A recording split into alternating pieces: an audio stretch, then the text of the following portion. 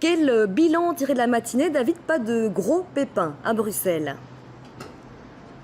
Non, Stéphanie, pas de gros pépins. C'est vrai que le vent retombe tout doucement. Il est quand même monté à plus ou moins 100 km à l'heure. C'est en train de retomber, mais je peux vous dire qu'ici, à l'héliport, la matinée a été agitée.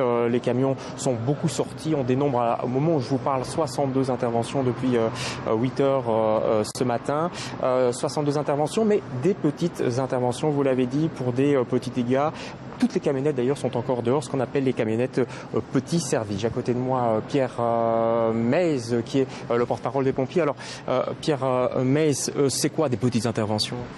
Bon, les petites interventions sont les interventions habituelles des tempêtes, des avaloirs bouchés parce que il y a eu pas mal de précipitations et aussi des tas d'objets menaçant la voie publique. C'est quoi, des tuiles, des choses comme ça ? Les objets menaçant la voie publique sont des tuiles, des échafaudages, des corniches, etc.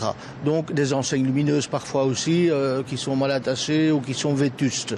Il y a eu aussi quelques arbres qui sont tombés sur la voie publique. Évidemment, il y a moins d'arbres dans le centre-ville. Le risque peut-être, c'est que des gens soient blessés par des cheminées qui tombent.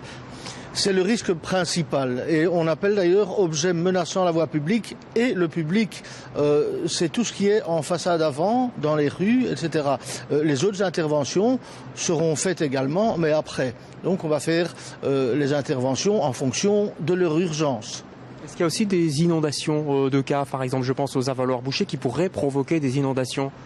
Assez rarement des inondations de caves. Les avaloirs bouchés vont générer quelques centimètres d'eau, parfois 10, 20, 30 centimètres, mais en général ça n'atteint pas les caves. C'est vraiment en voie publique et spécialement dans les carrefours qui sont en contrebas.